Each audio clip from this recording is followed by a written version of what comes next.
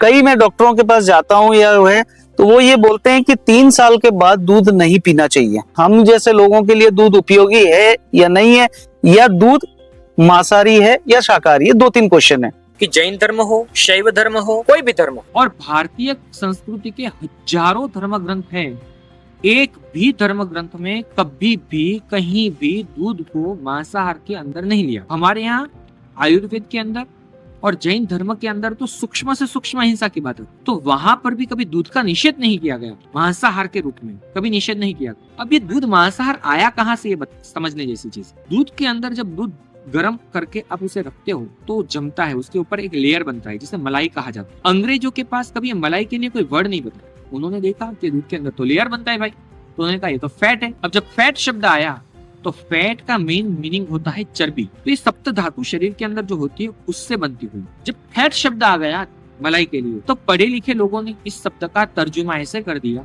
कि अरे रे ये तो गाय का धातु है, सप्त धातु में से गाय की एक धातु है, तो ये मांसाहार।